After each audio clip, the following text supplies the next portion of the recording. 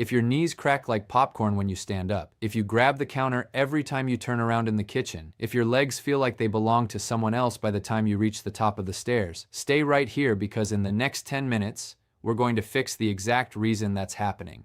I'm Dr. John Parker Wren, and I want to make you a promise. By the end of this video, you'll know exactly which part of your legs is letting you down, and you'll have 4 simple checks, plus 4 real exercises to start turning it around tonight.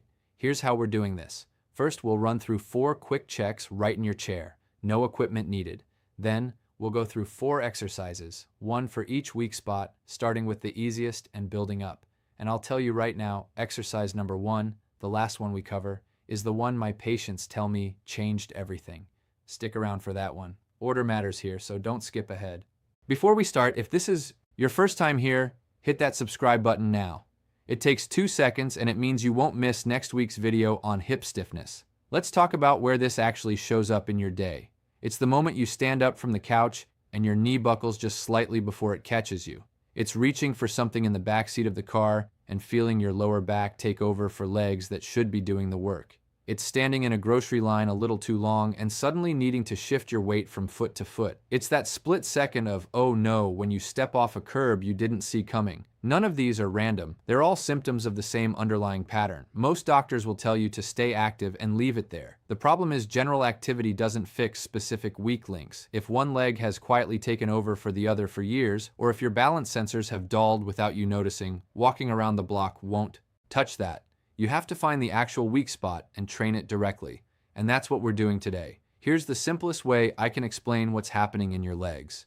Think of your leg strength like a phone battery. At 20, it charges to 100% and barely drains all day. By 60 or 70, that same battery might only charge to 60 or 70%, and it drains faster doing the exact same tasks. The good news, unlike your phone, this battery can be reconditioned. Targeted movement is how you do it, and that's exactly where we're headed. Let's get you moving right now. Sit toward the front edge of a sturdy chair. Lift your right foot a few inches off the floor and hold it there. Notice anything? Some shaking, some effort in the front of your thigh. That's completely normal. And that muscle you just felt working is the one we're about to train. Exercise 4, the seated leg extension. If standing up from a low chair makes your knee feel unstable, this is where we start. Sit tall, feet flat on the floor, hands resting on your thighs. Slowly straighten one leg out in front of you until it's as level as comfortable.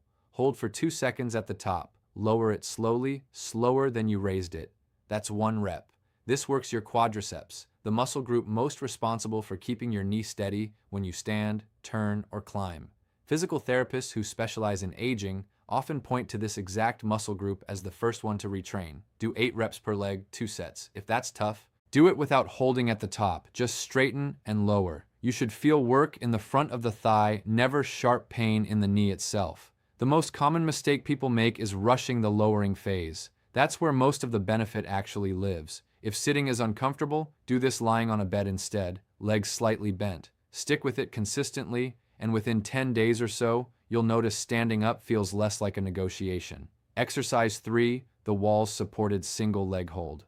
One of my patients, a woman in her late 60s, told me she'd stopped trusting her left leg entirely after a minor fall years earlier. She just leaned on the right one without realizing it.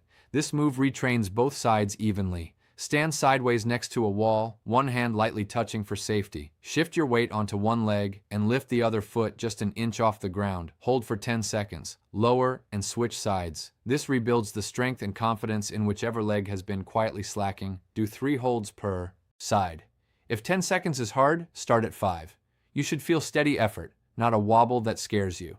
If it does, you're not ready to take your hand off the wall yet, and that's fine. The biggest mistake here is locking the standing knee instead of keeping a soft bend. Within 2 weeks, most people notice the weaker side starting to catch up. Now, before we go further, if you have a history of fainting, severe vertigo, or a recent hip or knee surgery, check with your doctor before trying the next 2 movements, and feel free to keep doing the first 2 on their own. Exercise 2, the count to 30 balance line. This is the one tied most closely to staying steady on uneven ground. Stand in a corner with a wall on each side or next to a sturdy chair. Place one foot directly in front of the other, heel to toe, like walking a tight rope. Look straight ahead, not down. Hold as long as you can, aiming for 30 seconds. If you sway toward your support, that's not failure, that's information, telling you exactly where to focus. Do this once daily, switching which foot is in front each time you start. Your goal isn't perfection on day 1, it's a slightly longer hold than yesterday. And now, exercise 1, the one that changes everything, the hands-free chair stand. Sit with your arms crossed over your chest, feet flat, chair against a wall so it won't slide. Stand up fully without using your hands, then sit back down with control, 5 reps. This single movement combines strength, balance, and coordination in one motion, which is exactly why it predicts independence better than almost anything else we test. Beginners, keep one fingertip resting on the chair arm just for confidence, not for pushing. You should feel your thighs working hard by rep 5. You should never feel pain in the knee joint itself. The number one mistake is leaning forward sharply instead of driving up through the legs. Within 2 weeks of doing this daily, most people tell me getting up off the couch stops being something they think about at all. A few bonus tips before you go. Don't do these exercises on a completely empty stomach.